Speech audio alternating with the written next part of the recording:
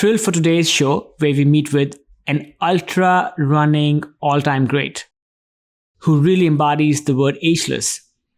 At 62, Meghan Canfield is not slowing down. Over the past 3 decades, Meghan has qualified and run in the US Olympic marathon trials 4 times.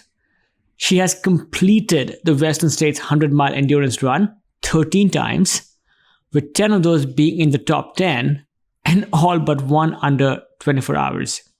She has also represented the US in the World 100K Championships for 9 consecutive years, placing in the top 3 of our team 8 times. And the most remarkable thing is that she found her best performances in her 50s. We dive into her running, her peak performances, her training, her diet, and other juicy stuff. I also got so excited finding new parallels between ultra running and the rock climbing communities. Thank you, my friend, Carling, for introing me to Meghan. I found Meghan to be a treasure of wisdom and a joy to speak with. You folks will love this show. Guaranteed. Can you describe a little bit of this culture around ultra running and how it brings you all together? Yeah, I think you're right. It's a very cohesive and supportive group. And I would say that we all have this one thing in common, and that is that we love to run, and we love to run for a time. And I am not afraid to reach out to any ultra runner that I haven't met if I'm going to their city and just connecting and say, hey, would you like to take me on a long run? And I'll go run for 8 hours with a stranger, because there's a certain faith and expectation that they're not going to be a serial killer. And I've met a lot of people that way, not only in, that sort of situation, but in races are so long and there's such an ebb and flow with the runners that you could end up running with, a stranger who becomes a friend because you're going to run with them for 2 or 3 hours. And you just end up talking about kind of everything. I think it's that one common thing we have is we're going to be outside all day. We love to be outside. And then let's talk about your kids, or let's talk about, where you're from. And I've made some friends around the world. That sounds so beautiful, and sounds like you connect with new people, sometimes strangers, because you have this love for this shared sport. But then people that you already know well, you keep reconnecting and keep those bonds fresh because you choose to take part in races in beautiful locations like the one that you were just in New Zealand. We should actually clarify for the people listening. Some people may not clearly understand what an ultra run is. I think most of us know what a marathon is. What is an ultra run? So technically anything over 26.2 miles. So typically in the US, there's 4 basic distances. That's the K, 50 mile, 100K, and 100 mile. And as our sport has grown internationally, if you go to Europe or if you go any place besides the US, people who use metric, they're mostly, all the races are in kilometers. And also more and more races aren't a specific, a traditional distance, because I think we're leaning towards somewhere in the ballpark of 160K. But if a loop is 170K, then we're going to run 170K. So it's a little more organic that way. And I kind of like that. Gives it more purpose to an actual route. But those are the more common distances. And now there are even longer runs. There's been a recent uptick in the number of 200-mile ultras. And those are more, I would say, akin to fast packing. I haven't done one, so I don't want to, put too much description to it. But they take a lot longer than, say, twice a 100-mile run. And they're structured a little bit differently. There are aid stations, but runners can take little dirt naps along the way if they want, just on the side of the trail. So those are getting popular. And then there are stage races as well. I think the most famous one is Marathon des Sables, which is a 6-day stage race, and there's 5 legs to it basically. And they're each section, each day is timed, and then the clock stops when you stop, and your time is accumulated over those days. Starting from anything over 26.2 miles to sounds like almost limitless to whatever one's imagination or one's capacity endure might be. One thing I immediately love about how you described it, how the exact length doesn't have to be a specific number. So yeah, you have these arbitrary titles. Let's say it's a 100K or a 100-mile run or a 160K, but really sounds like the actual course has much weight in determining how long a run is. So for example, if a run is maybe connecting two trail systems together, then that might be a determinant to how long Yeah. the actual race might be. And I think that that's beautiful because I like how our niche sports, they refuse to conform to say an arbitrary number. Let's say the length of a basketball court, nothing wrong with basketball, or the size of a tennis court. It's determined in so many ways by Mother Nature and what she offers to us. There's one sort of caveat to that is there are road ultra marathons, and those are a different sort of beast. They're not quite as popular because they are harder on your body. They're faster, and that's only avenue that you can actually set a time record on that is measured and stated down in the International Association of Ultra Running would have your world records for different distances. It can only be on a course that's measurable. And I mean, you can measure a trail, but you're going to get a different measurement every time. So tried. So there are records for the 50K road, 50 road, 100K road, 100-mile road. I don't think they go above that at this point. Then there's also 24-hour and 48-hour and more events. And in the 24-hour, you can also set records for, how much distance has been covered. Got it. Sounds like, yes, there are all these different types of ultra Yeah. runs, but there is maybe a core distinction between road or let's say a man-made ultra run versus a ultra trail run, Yeah. which takes course, let's say, natural features. Appreciate that distinction. I'm guessing for the ones where people can set records, and I know that I think you have also set records because I think you've also had a long career with these road races with the US team and others. Does ever climate conditions or things such as any hills you might have to run over, like change in gradient, does that also take place? I'm trying to see if different road ultra runs, one takes quote on a flat road versus one which might include the hills of San Francisco are being measured the same way. They're measured the same, but it's trying to set a world record at Boston Marathon. Probably not going to happen, even though it is record eligible. So if you want to set a record, the best thing you should do is go to some place where it's 55 degrees Fahrenheit and completely flat and no wind. And that's not easy to do. So that's why some records do take a while to fall. Between all these different types of ultra runs, what is your favorite type? If there was only one kind of, I guess, I don't know, this might be a silly question, but if there's only one kind of an ultra run that you could do, how long would it be? Where would it be? And what would make it so special for you? For me, my favorite ultra is Western States 100 mile, and it's all trail. It's point to point. It's very historical. It was my first 100-mile run. And I love the Sierra Nevadas. I love all the canyons. I love how the terrain changes from the mountains down to almost down to the valley floor. I mean, it's just so diverse and so beautiful to me. And I've sort of built my own personal community by doing that race multiple times. And I did live down there for 8 years.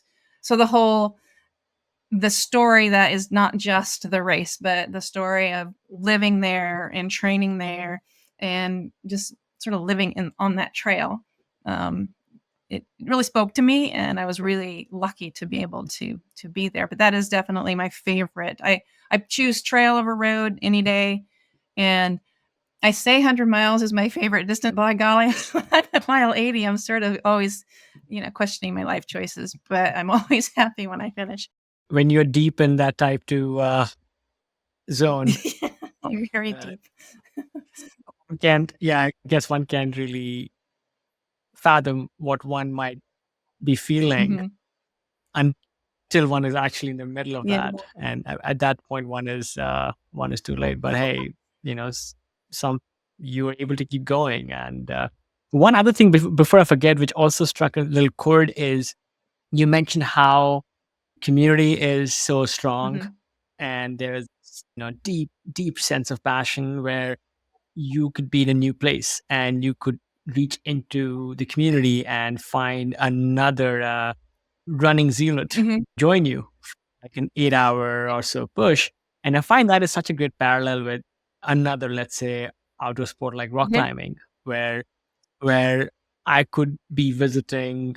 For example, recently I was in Peru in Huaraz, and I needed a climbing partner there, and I just reached in, and I was able to get somebody and we spent the next 3 days climbing together in the mountains.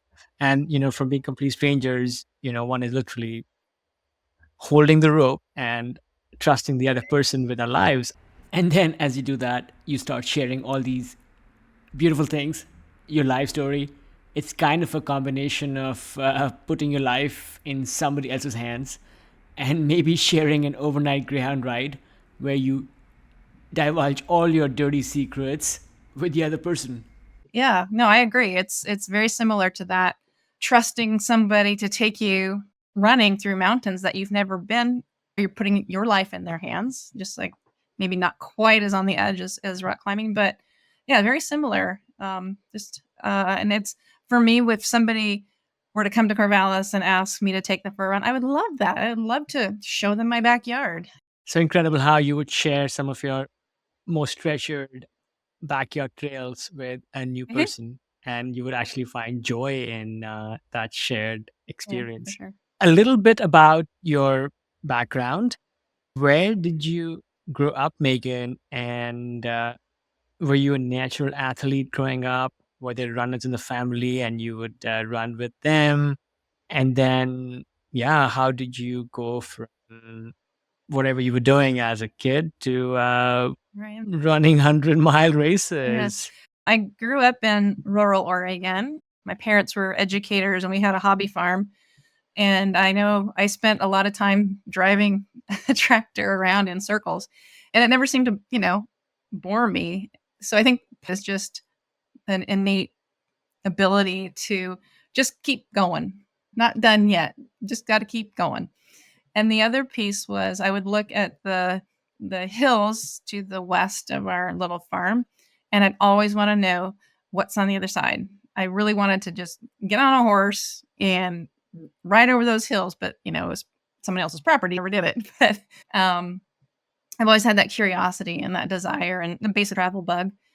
According to my brother, I was a pretty good athlete because he once said, "Well, I was never the athlete that you are." Oh, I did ball sports in high school. It's much as such a small school that everybody did everything.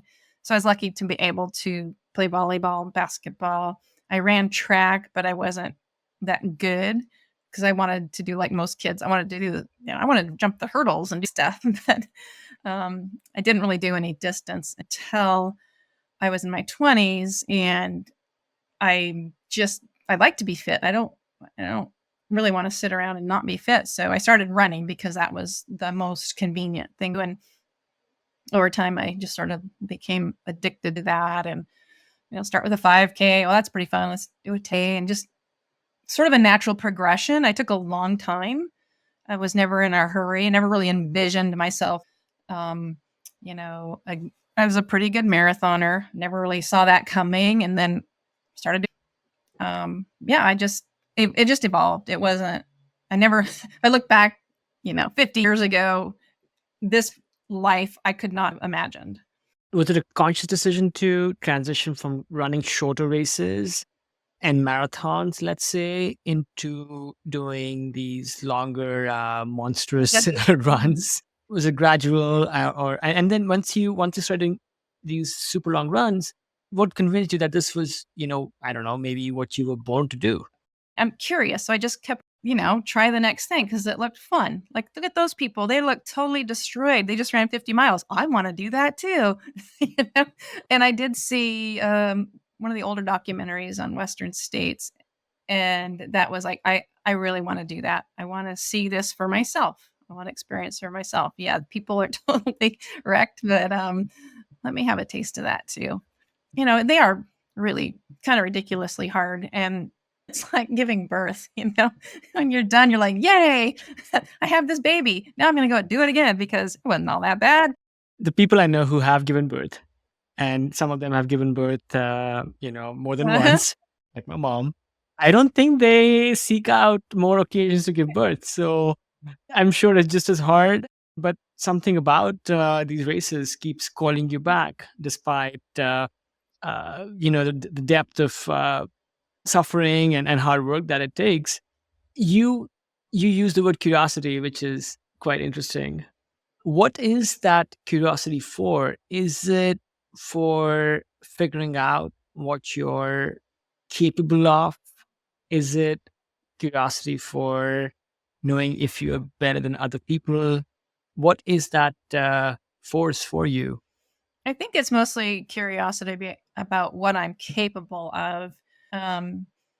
Because it changes. And so I peaked. I peaked in my 50s, which is nice that I waited that long to peak.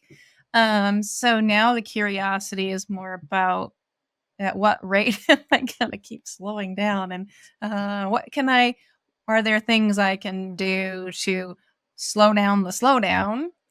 Um, and can I keep enjoying it? It's a little more of a challenge physically, um, to enjoy it because the amount of work, for one thing, I can't do the amount of work, and the amount of work isn't as quite as fun as it used to be. It used to be, you go to the track, do a hard workout, and you see your splits, and you're like pretty jazzed because you've either had a great workout and you're a little bit faster, or you're kind of the same, but it feels so good. And now I haven't been to the track in a while because it's so discouraging. I'm like, but I worked so hard, and yeah, it's not as rewarding for sure. So that's kind of where I am now, is just trying to stay curious enough to keep myself motivated and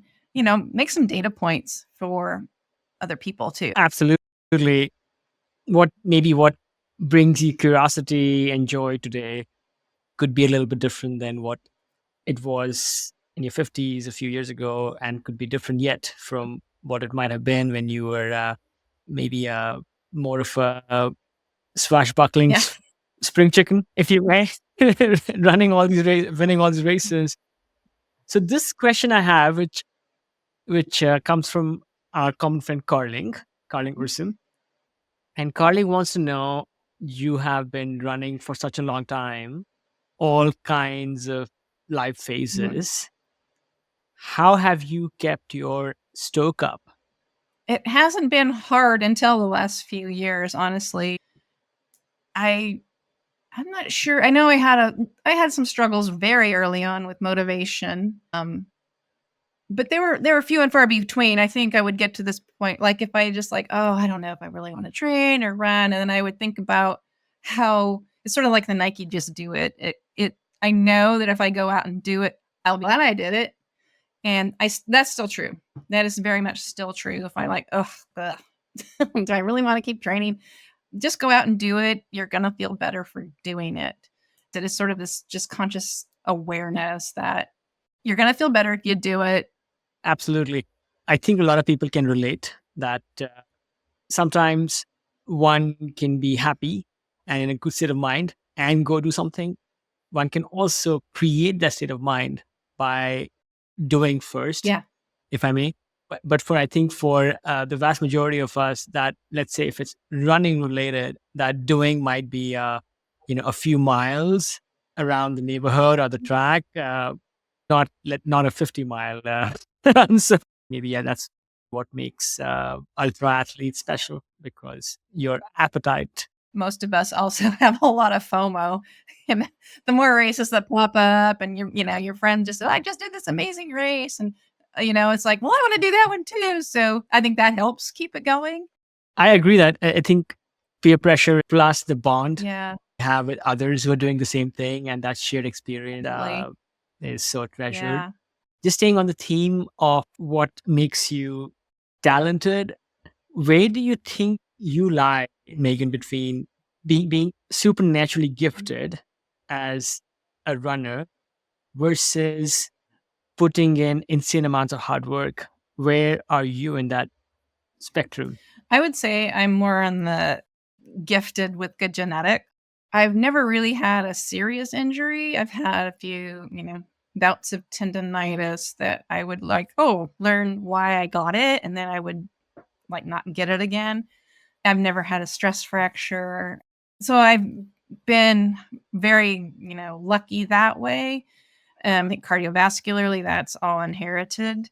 And I don't think I work as hard as a lot of people do. I like to do other things. So I think, I've just been lucky and I've been able to be consistent. And I think that's probably the biggest part, is because of the genetics, my body being good at running. I've been able to be consistent year after year. And so that body of work, it took a long time to build it up, but I think in doing so created a stronger machine than if I had been maybe a little less biomechanically blessed and then, worked really hard and then continually getting injured. I can imagine that genetics and gifts are so crucial, but you've still had to put in the relentless Right. miles and all the other training. Do you think that your contemporaries, people you have been running with, do you think you could extract more out of the same level of training effort? Also, if other people were also putting the same effort, perhaps they might have gotten injured Mhm. and had not been able to keep up with you. Yeah. If they'd done exactly what I did, um, maybe not. I think because I do a lot of really easy running, and then the speed sessions I would do were, basically I would only do one speed session a week. They were pretty hard, but mostly my runs were easy. If everyone ran as easy as I did, and then hard when you should, and then maybe don't race too much. Um, Mhm. Maybe, but then there's just some structural things. Like I've never been prone to stress fractures, and I think some people are, and I think that's partly biomechanics. But I don't know. That would take another, some research or something. For sure. A different kind of question on the subject of perseverance. Do you think you are just as dogged at other things in your life as you are with your running accomplishments? So let's say if one was to ask your Mhm. parents if Megan was just as driven with other things growing up, what might they say? I think so. I'm sort of a B plus person. I think not quite type A, but I always took anything that was asked of me to do. I would take it seriously, and I'd want to always do a good job, because that's, I don't know, it feels good to me to do, as best as I can. I mean, there's some things in my life that I don't really care about. Like, I don't do a very good job with my laundry, and I really don't like, to dust my house. Dust just comes back. Other things, yeah, like my garden, I take things like that pretty seriously. Music, I play flute and saxophone, and I practice quite a bit. And I have pretty high standards in my mind and goals of, how I'd like to sound, and I'm, never quite there. And I would say that was probably true of my running as well. I always like to set the bar high and know that it's going to be unlikely that I'll reach it, but I'm going to sure try. Because if I'm hitting the bar every time, then I'm not working hard enough. I think I remember there's this poem I read somewhere a long time ago. Dust if you must, Right, right. I think that's actually a poem. Yes. Yes, one can occupy one's life with so many Yeah. things. Thank you for sharing all of that. Changing tracks a bit, and would love to dive a little bit into the maintenance and the training. Starting off the gates with asking you this: how do you train? Prepare yourself for something as ridiculous to most of us as a 100-mile run. Used to be a lot more miles than I do now. I kind of wondering, like, maybe I never had to do as many miles as I thought I did. But basically, 6 months out from a race, basically, I'll run easy most days. But I'll have some pretty fast, intense workouts like once a week. Short intervals, really high power, just to get my VO2 max kind of stimulated, see if it's up where as high as it can be for a month or two with just easy runs, not very long runs, maybe 12 miles or so. And then shift into longer intervals that are a little bit slower, but kind of like 10K efforts for a couple months as the one speed workout a week. And then I'll start increasing my long run. And I'll probably get up to like a 30-mile long run. I used to do, I haven't done this too much in the past few years, back-to-back long runs, maybe a 30-mile run one day and then a 10 or 15-mile run the next day. I don't recover as well as I used to, so I haven't really done that as much, but I don't think I need to. I mean, I know how to do this distance. As Yogi Berra said, 50% of the game is 95% mental, something like that. So I know how to do it. I'm not afraid of the distance. So I don't feel like I have to do back-to-back long runs. I think they're harder on me now than they used to be. In the last few months before the race, I'll still do intervals, but they'll be much longer and more like a marathon effort. All of it's just to basically trickle down to that all-day effort. It's going to be a little bit faster than if I hadn't done any speed work at all, because that's basically the bottom line is you want your slog to be not as slow as it was 6 months before. And yeah, just spend a lot of time outside running around in the hills. Sounds like you have a plan Mhm. usually, and I'm guessing your plan and the way you train has been instructed by all the years of running and racing prior to that. Between feeling and science, trying to get a sense of how carefully you track and measure your performance and educate your training versus how you feel. It's a topic that fascinates me as I talk to other athletes in our age group and genre of how they use the biofeedback and the data feedback. Where do you use that information? I used to use it a lot when I was still faster than I am now. Before I started to slow down, I definitely would look at it a lot. I look at it mostly as information. Years ago, I did heart rate training because that's what people did. And I learned from that how to run slower on my easy days instead of just always run on the edge. So that was very useful. We don't really use heart rate as much as we use, your rate of perceived exertion because that's kind of more meaningful. Yeah, in the past, I'd do a run and then I'd go back and I'd look at it and that would tell me how I did. And I'd think, well, that's about what I thought. No, I didn't feel so great. And it shows. Or I might have felt like, oh, I felt really good. And look at that. It's true. I did feel really good. I ran really fast today. I'm not too obsessed with numbers. I just don't have time. I'm not that curious about the numbers. My training log is Strava. I don't have a book and write it down. I go back and look at Strava. Oh, so that's how much I ran this week. Okay, cool. But I know people do love numbers and they love spreadsheets, and I'm just not one of those people for my own running. I'm guessing that you've learned so much. You have your body and your heart and your muscles have this deep internal memory bank, Yeah. and you can subliminally tease out things Yeah. about your performance and whatnot that maybe younger runners or less experienced people haven't quite developed the capacity for. A question here, which also is something that is very fascinating to me, which is in running as well as other sports, the age span of peak performance seems to have kept going up. So when one looks at marathon runners, one looks at even a different kind of sport like American football, one sees that people are peaking later and later in Mm. life. Is that also true for ultra runners? Agree on Yeah, I that? think so. I think it takes a while to really find your potential as an ultra runner because you can't go run one every weekend. I mean, if you did, you wouldn't last very long. You would burn out or get injured. So many things that happen in one race. So let's say you had 3 problems in your first ultra. Like, okay, I got blisters, I threw up, I was dehydrated.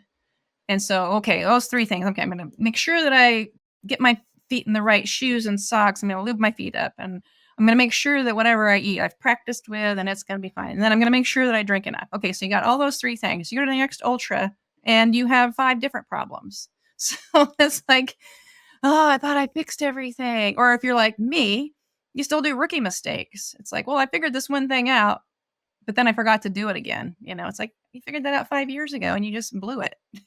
So it does take a while. I think it takes a while to peak. I think I probably took maybe 4 or 5 years to have my best Western States, best 100 miler, because of mistakes I would make along the way and sort of figure those out. And the biggest thing is just that everyone has to learn is just how to problem solve and to do it quickly, not just realize, got a hot spot on my foot or wonder what that's going to do. Well, you're at mile 30. You're probably going to have a blister by mile 50. So you need to take care of it soon. You said this yourself that you peaked in your 50s, right? Some of your best performances. So yeah, this is not gymnastics, when you're Goodness. peaking and reaching puberty at the same time. This is a different sport. If you were 30 years old again and somebody was to ask you, Megan, when do you think you would be peaking? What would you have said then?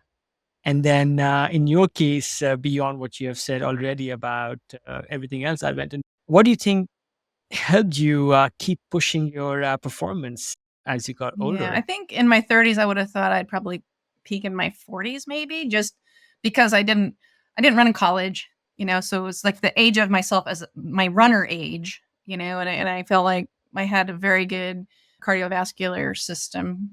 Yeah, I probably would have thought maybe my 40s. When I was in my 40s, I was having a fair bit of hip pain and some sort of imbalances. And this goes back to like being injured and figuring out what was going on. And honestly, I was ready to like, okay, when I'm turned 50, I'm going to retire from competitive running because this hip thing is just hurting so much.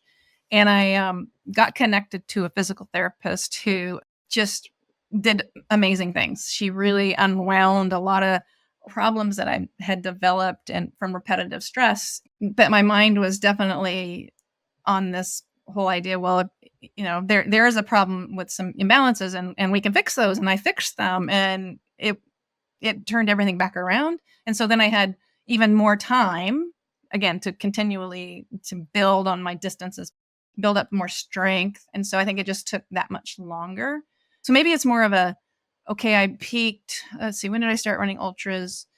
40s, peaked in my 50s. So maybe it takes 10 years to peak. Maybe the 30-year-olds are going to peak when they're 40 or the 20-year-olds are going to peak when they're 30. I don't know. That's just a wild guess, really. But, at some point, we're not going to keep improving, but it can take a while, I'm sure. Got it. You also dispense some of your hard earned lessons and wisdom with running to others as a coach yourself. Could you share a little bit more about your coaching program? And if there are people listening who might want to avail of your services out? Sure. They can email me at Coach Megan Canfield at gmail.com.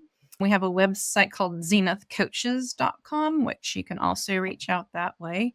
So it's all virtual, pretty much. what I would say is because, I can tell you about my coaching platform and how I set up schedules or whatever, but really what it comes down for me is to getting to know each athlete and setting up really good communication because everyone's different. Their goals are different. How much they can train is different. What their lives are like is different. But the more I can connect with them as a human being, the better I can help them achieve their goals because there's just so many variables everybody has in their lives. And I want people to succeed. I just love getting to know runners and helping them achieve their goals. Beautiful. And do you only focus on ultra running aspirants, Megan, or did you have like a wider range of athletes you I work do have with? a wider range. Most everybody is running ultra marathons, some who run mostly marathons. I did have a gentleman who was in his 70s who was competing at a master's level, like in the 800 meters. And he was so much fun to coach. He was trying to do well in his age group on the track, and that was super fun. Yeah, I was actually going to ask you if there are any people you coach or others in your milieu who are also setting examples of achieving the high bar with aging. Obviously, you're one of them, but sounds like this gentleman is another somebody who is inspiring and loves running, regardless of where he might be with his Yeah. life. Yeah. Right. That's one of the nice things about USA Track and Field is they do have recognition for age groups at the national level, and they are track meets that they can go to and you know do the best in the country on the 800 meters for 70 to 74-year-old. That's a pretty special day when they can do that. You peaked in your 50s. Do you think that's somewhat common now for ultra runners? Are people peaking at that age, maybe younger, maybe older? I don't know. I think it depends on how long they've been running. From Okay.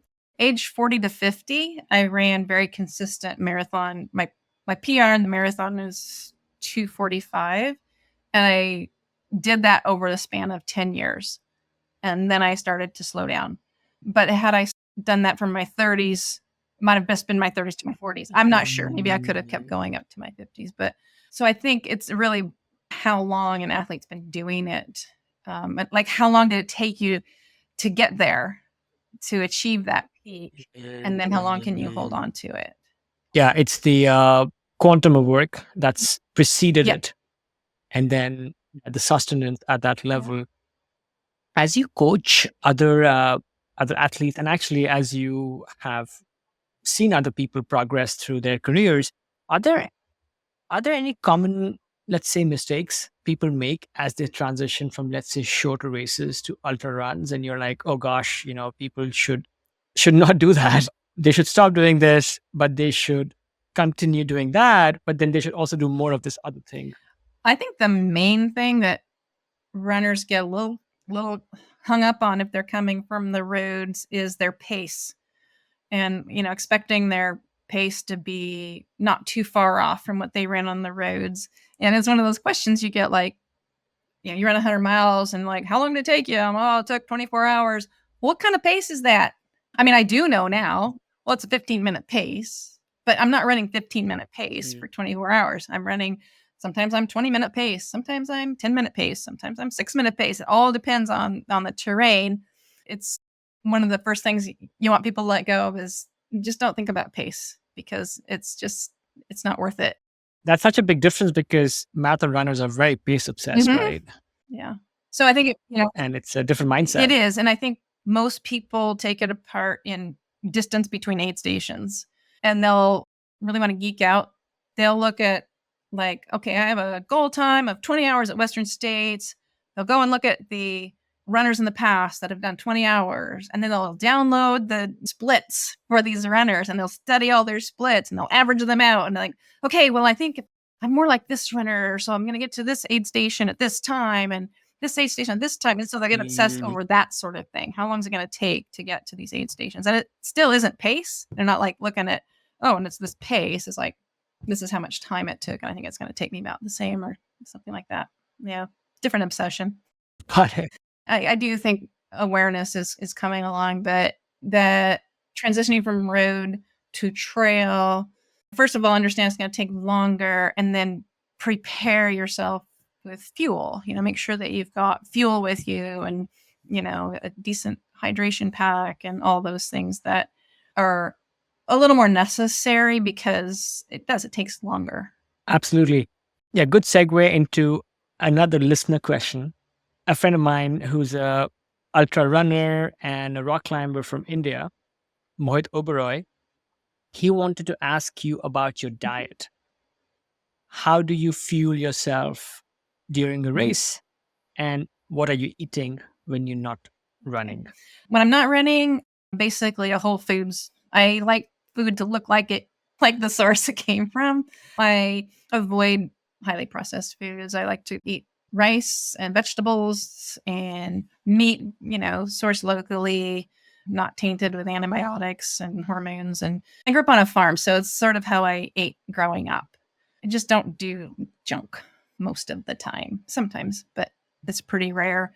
Do you watch your nutrient intake as well, like the balance between the larger nutrient types, Yep. carbs versus protein, fats? Any supplementation that you take that has worked for you? Maybe something that has not worked for you?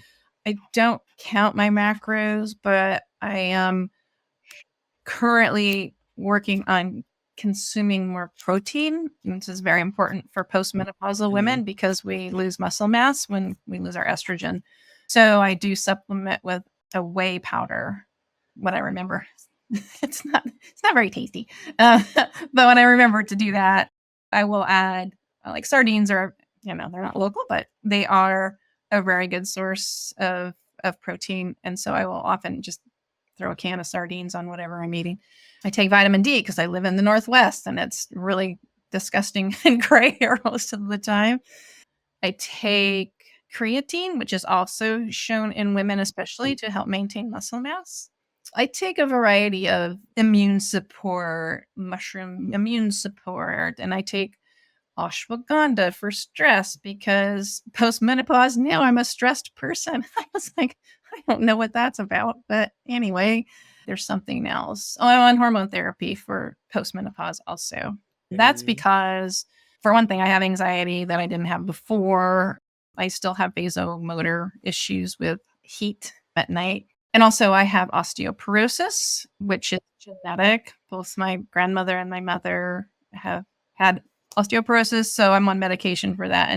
And that's again where I'm surprised I haven't had a stress fracture, but I think my mechanics must be helping me out in that sense, because pretty thin bones. So those are the supplements I take, and they're helping for sure. And then when I'm racing, I actually do almost all liquids. I don't generate any spit when I'm running, and I just have the worst time trying to ingest food. I mean, it just doesn't want to go down. So I've been pretty lucky that I can drink most sports drink. I have to be a little bit picky about them. The big molecules like the maltodextrins don't absorb very well, but some of the glucose, sucrose, those ones I can get in pretty well. And then I will stop at an aid station and I'll eat bananas. I can get bananas down. I can also drink chocolate milk. I will drink chocolate milk when I have a drop bag or if I have crew.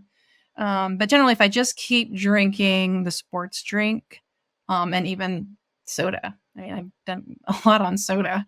Calories, they go in, and that can keep me going better than trying to eat a sandwich. It's just like, well, I'm going to fail. Sure. Yeah. Yeah, sounds like some hard-won lessons. When I have tried just to eat food, I just get way behind on calories because I just won't power through and get it down. But I know I can drink a 200-calorie bottle of electrolytes, and that keeps me going. It's so fascinating that you can run continuously for hours and hours without needing solid food. Mm-hmm. Are you doing a lot of, like, let's say, nutrition loading pre-race? Is that how you have managed? Not really. I mean, I do go in with my glycogen stores are pretty high, because I won't have run much during that week. So anything I'm going to eat is going to be stored. So yeah, I'll get through that. And we're at a low intensity.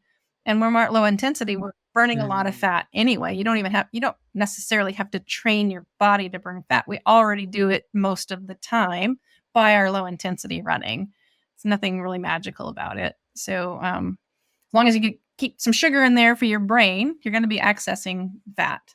One of the keywords is the level of intensity. Absolutely, yeah. And what kind of stores are you burning through these efforts? Like, for example, when I go on long, like let's say day long multi-pitch or big wall climbs, I know that I'm constantly eating or trying to force food down. I know that if I try to do a liquid only thing, I would crash, and literally and figuratively, I would probably crash. And I'm wondering if even with these like lower endurance, not low endurance, these different types of like long duration endurance efforts, the types of nutrition change. And this is a little bit uh maybe Hollywoody or cliched, but for example, I saw this, I don't know if you saw Naiad, the movie about this woman who, did you see Oh, that movie, I know about it. who Yeah, swam yeah. from. Diana and I, yeah. Okay, so one of the scenes in that movie, which I don't know, I can't get rid of, is her in the middle of her monstrous effort, stopping to slurp down pasta Oh, while she's swimming and bobbing up and down, and she's slurping pasta. And sounds like the way she's fueling up is totally different. And I guess didn't really mean to compare it to very different sports, but maybe there are different sports, and what you need as an ultra runner is different than as a swimmer. And I don't even know if that's what all swimmers do. I just happen yeah. to see that in a Hollywood movie. Right. That's a good question. I mean, there's people who run ultras who can slurp down some pasta too, or eat a burrito, or eat some. And I'm just not one of those people. Probably if I were swimming like she did, I would probably be drinking a milkshake or something. I'm not sure I would get pasta down just at that level. Yeah, I don't know. I don't know. I never tried it.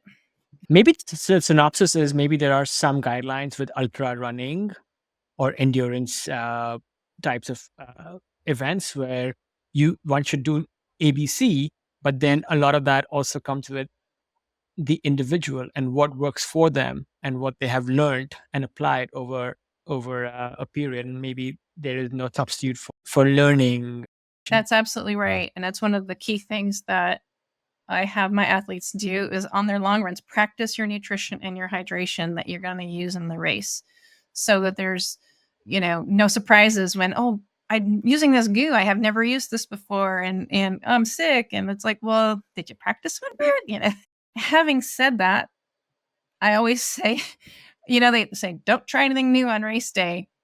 Well, if everything that you've practiced with nutrition wise isn't working, you got to try something else because you got to get something in. So that's the only time I'll say, well, if something looks good, try it. A race day for an ultra run, like you said, it's not like you're doing one every weekend. You might only do that a few times a year.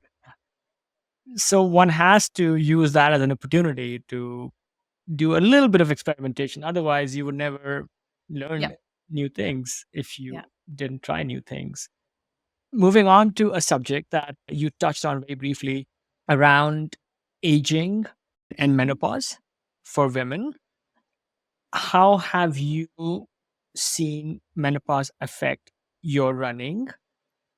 And what are you doing about it? And maybe some words of wisdom for both menopausal and perimenopausal women on how they shouldn't get discouraged and should continue certain things and move forward. Yeah, that's a really great question. Menopause effects didn't really hit me until I was probably 5 years post menopause. So that was a little surprising. I just suddenly, and probably wasn't suddenly, but it felt like suddenly I was having trouble like jogging up mild hills. And I was flummoxed. I was like, I don't, what's going on, And I was talking to a friend and I'm like, I can handle slowing down. That's part of, the whole cardiovascular system. Our hearts don't, beat as fast as they used to. So course we're not going to be able to run as fast, but this is ridiculous. And so she handed me a book, and it's I'm going to forget the authors. One of them is Avrum, Avrum. Can't remember the woman's name. Physicians he's a physician and she's a psychologist, I think. But anyway, the book is Estrogen Matters. Fascinating book, especially if you're a science geek, which I am, debunking the myths around using hormone therapy for postmenopause. And I read that. I'm like, I need some hormones back. The first doctor I went to said, oh, well, we don't prescribe those unless you're just having severe hot flashes. And I'm like, okay, I'm going to go to a different doctor. And I did. So that's lesson number one. Find someone who will listen to you and treat this as not a disease, but an actual thing that happens in your life. And you have, it could be years of dealing with it. So the doctor I have now, he prescribed sort of typical hormone replacement of progesterone and estrogen. And he's the one who then said, let's get your bones scanned because you probably are osteoporotic. So that was the first thing I did. I went on hormone therapy and I did start to feel a little more normal again. And then I took Stacy Sims' course. Stacy Sim is a PhD in exercise science focusing on women in sport. And she's written 2 books. One is called Roar, and its subtitle is Women Are Not Small Men. That's coming from the fact that so many human studies are done on men, and particularly, usually a certain age group, and then applying it to everybody. And that women were excluded from research because we have hormones. It's like, well, you're damn right we have hormones, and that's why you need to study us so we can have quality of life. Just because we can't make babies anymore, why should we not have quality of life? So anyway, that got me more understanding the physiology behind what happens when our estrogen basically disappears, estradiol. I learned that, okay, estrogen is an anabolic hormone for women, and meaning it makes our muscles. So as we lose our estradiol, our muscle mass begins to diminish. Taking estrogen doesn't reverse that.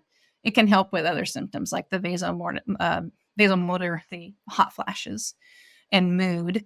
Heavy lifting, strength training with heavy weights stimulates muscle cells to produce more muscle mass and can regain muscle and maintain muscle.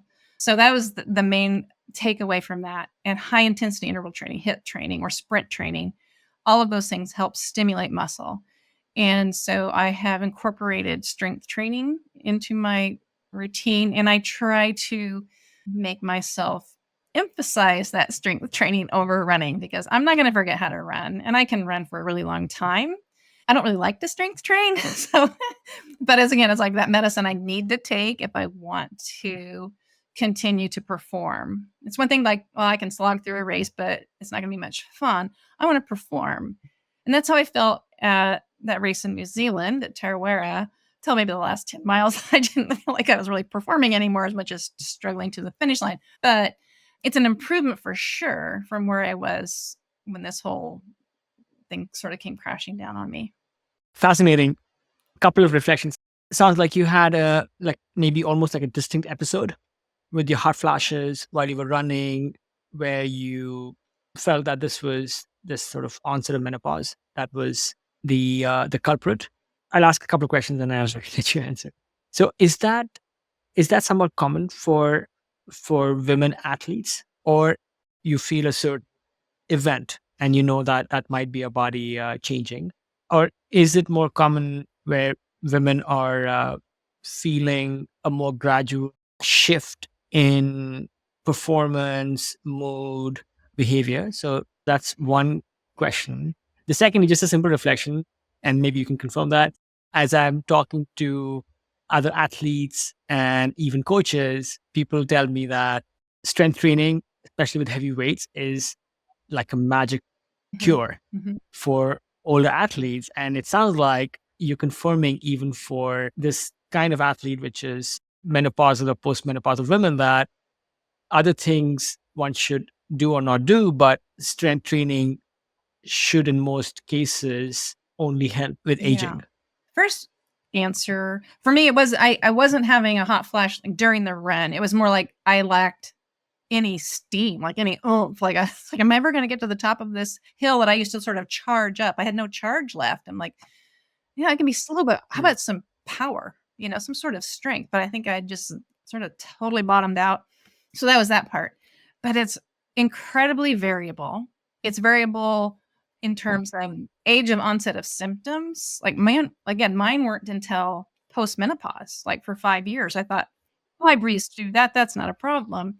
For a lot of women, it's starts perimenopause. 5-10 years of vague symptoms or big symptoms, and these are the reasons that you need to find a provider who is well informed and can help you navigate the symptoms that you're having and not just poo poo them and say, oh, you'll be fine, you'll get through this and it'll all be over with. Find Mm. someone that can help you with your symptoms. It's very quite variable. And then the strength training, I mean, there's no panacea. We're not going to undo or, get young again or feel as strong as we ever did, but we can hold on to the muscle that we have. We can build some of it back and feel like during a race, feel strong, and that's what I like. I like to feel strong. I like to feel like I'm putting a good effort in and not just meandering along a trail and I'll get done someday. That doesn't float my boat at all. It's like I want to feel gritty again. I want to feel like I got some grit and I'm digging in. I think strength training and high intensity interval training, those really are key to that. And when we talk about lifting heavy, it's like a 5 rep max, something that's really hard to do, not 20 reps of something that's, oh, I can do that. I'll rest a minute. I can do 20 more. That's not what we're after. Thanks for clarifying that difference, that it was not a hot flash, but it was this sudden loss of power that you are Yep. accustomed to, or maybe that you have, and that suddenly Yeah. disappeared. And the thing with lifting heavy, it is interesting. I've been lifting weight off and on for most of my adult life. And you always see this, and maybe this is somewhat anecdotal, but you always see this phenomena where the men are doing that heavy lifting Mhm. thing, and the women are out there with the lighter Yeah. weights and multiple reps. And that, as used to see that 25 years ago, I still see Mhm. that phenomena, and I really wish that, I don't know, wherever people are getting their education, wish that would change. Women fear they're going to bulk up, and we don't really. Most women are not going to bulk up, but you will get muscle mass, and that's what you want. You want to be strong, and also it's really good for your bones. I'm not going to say, doing high reps with dumbbells that are light isn't bad for you. I think that's great. You're exercising. That's really good. You're moving your joints, probably getting some tone. But if you really want it really to be strong, lifting the heavy weights is the way to go. I agree. And not to sound facetious, but unless women started taking testosterone injections, Yeah, and lifting heavy, they're not going to bulk up. exactly. you Exactly. know, we have different bodies and different stimulants, Absolutely. but the benefits of strength training are universal. I know my mom is going to listen to this at some point. So, mom, I hope you are taking Good. note. Moving on, I know time is flying. How long, Megan, do you think you can keep pushing yourself? And also, maybe deeper, how are you preparing for aging, for getting older? That is. It hasn't been super gracious so far, but I guess that's what I want to work on is being a little more. I want to be accepting, but I don't want to be passive about it. I want to accept it, but I kind of want to accept it with a grain of salt. It's like I don't want to give up. I'll put it that way. It's like I want to, keep doing what I'm doing and not be hard on myself if, when I see that my time was, ugh, really? Not be hard on myself. Stop doing that and reflect on how I felt while I did it and how I feel after I did it. And, be glad that I did it, but not to like give up at the same time. Your life and your accomplishments seem quite Mhm. exemplary. Are you satisfied with yourself? Yeah, I think I am. I can accept that. Yeah, I've been pretty lucky. Like I've traveled the world because I run, and that just seems ridiculous to me because it's running. Man, I've cultivated so many great friendships around the world. Through running, I've been able to sort of make the world seem smaller, which I think is so important. You and climbing and talking to people and sharing our humanity, it's got to be better for the planet. It's just got to be. So many horrible things go on in the world caused by humanity. It was like, well, if more people just get outside and connect, the better off we'll be. Absolutely. And I'm glad you're not too hard on yourself. You do feel what seems to me has been a life well lived. How are you preparing, though, for the next decade, 20 years? I think, honestly, emphasizing other things that I like. Because, like I said, I love playing flute and saxophone. And those are things that have just really not gotten my attention over the years, just both with running and working a more full-time job. Now coaching is more like, part-time or half-time. So I could fill it with more running, but I don't need to, and I don't think it would be good for me. So, but playing my instruments and being in, a couple different bands is really satisfying. And I can see that part of my life actually getting better. I can always be better musician until my fingers slow down, I guess. I don't know. Hopefully they won't. And it's so good for my brain. So I look forward to continuing to get better at music, and I'll just run as much as I can without thinking, oh, this is too hard to do anymore. Well, just do less. I recently heard some wise sage say that it's always good to be a beginner at something. And you don't sound like a beginner. You are playing in a band. And by the way, if you ever come by San Francisco, would love to see your show. But sounds like it's an area where you're finding learning and growth and progression, where with running, you obviously get enormous satisfaction. But you have pushed yourself for a long time. So yeah, I play the congas a little bit. I'm not qualified to play in any band, but I also love banging away. It's good for me in all kinds of ways. So you have your music, and you have your other ventures, including coaching, which sounds like that also gives you fulfillment and a way to give back.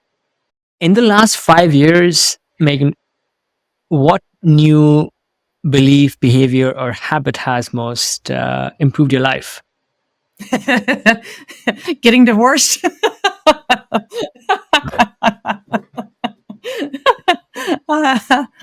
It's true, honestly. I learned a lot. That's good. Yeah. That sounds like a not insignificant life event. Correct. Powerful yet succinct answer. No one's asked me that before. And that kind of seems like it was pretty life changing. Couple other questions before we wrap it up. If there was a giant billboard out there was a message you could write for the world, what would it say? Peace. Yes, we need peace. You are obviously a keen reader. We talked about a few books already that you mentioned. We will link to them. Any other book that you read recently or actually book, it could be another kind of media as well. I don't know if you watch movies. I listen to audiobooks, but it's not one of those, I don't think about it a lot. It's entertainment.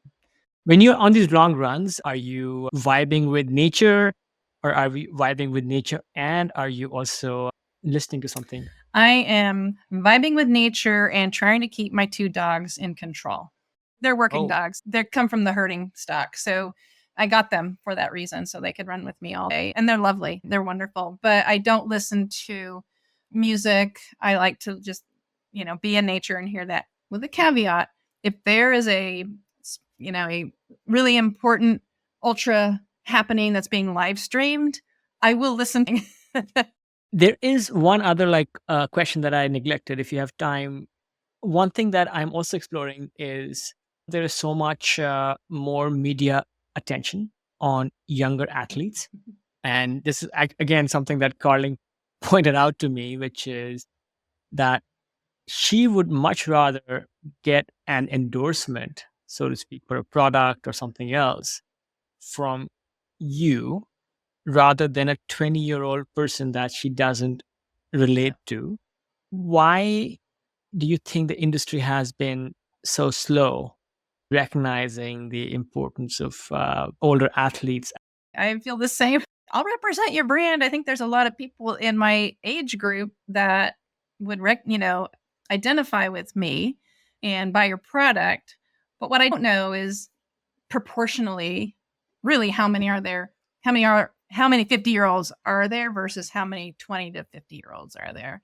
And I mean it's I think a tradition that's hard to break from. I'm guessing it's like, sex sells. These are young, pretty, beautiful people, even if they last for 2 years and then they're gone, they're just going to go to the next young, beautiful person. Yeah, I think when it comes to mass marketing, hard to argue with evolutionary forces.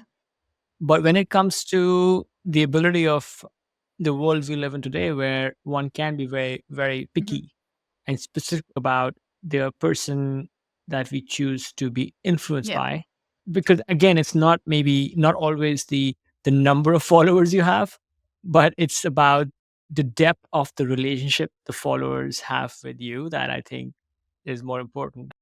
I do have like, I don't know, 2,500 followers or something on Instagram. And it's like, well, I don't really know that many people, but I feel it's better than like having 10,000 followers. There's just no way you could know them. I think on every podcast I say this, like, I would be happy to sponsor, wear your logo, happy to travel the world on your behalf. I've been sponsored in the past. It is a little bit of kick in the gut when you're like, they drop you. And it's like, well, I know why they drop me. It's because I'm aging. I haven't had any, major injuries that have sidelined me for years. And well, she's not even out there anymore. I'm still out there. And you're out there and you're crushing. I mean, you have, I think, a band of people out there who need to find and discover you because they want to be inspired. And athletes like you will provide the relatability that they are seeking. Note to potential sponsors, please find Meghan. That's right. Because if you support Meghan, then Meghan's followers will be supporting That's right. you. And just final two questions. I'm sure your dogs are waiting to go out for an evening run. You mentioned Western States was your favorite run. Any run or any place in the world you haven't had the pleasure of running in that you would love to check out? I have not been to South America. I've been to, pretty much everywhere else. I've been to Asia. I've been to Europe and Oceania. I have not been to South America. So I need to. One place I would recommend, I spent a few months in South America last year, is Peru and Huaraz in Peru. It's a mountain town, all kinds of fun mountain activities.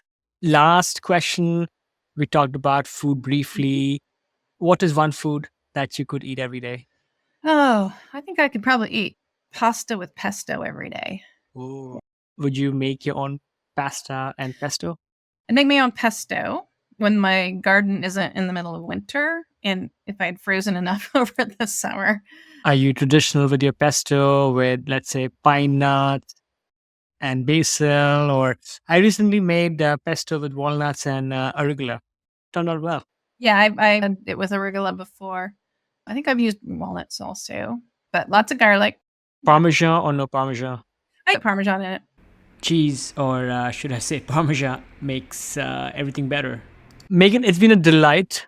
You are such an inspiration. Thank you for what you do. Thank you for having me and asking me fun questions. Thanks a lot.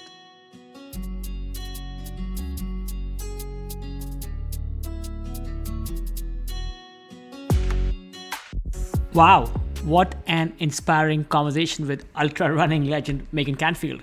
Meghan shared so many invaluable insights from her decades of experience pushing the limits in this grueling sport. A few key takeaways. First, the incredible community and camaraderie among ultra runners, where runners literally go through hell together and form deep bonds. Second, her pragmatic advice around training, nutrition strategies, and managing the impacts of aging and menopause. that part about lifting heavy weights as women get older, something too few female athletes focus on. It was also fascinating to hear about Meghan's journey and evolution as a runner, how she kept finding new motivations and goals, moving from road marathons to trail ultras, and her sharp perspective on being an older athlete, expressing frustration at the marketing world's fixation on younger endorsers when there's a huge audience craving role models they can relate to.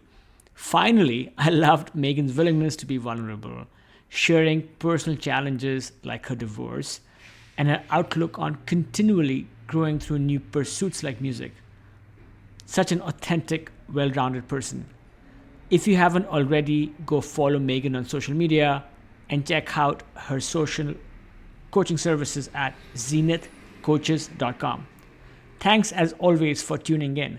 Share this episode if you found it valuable.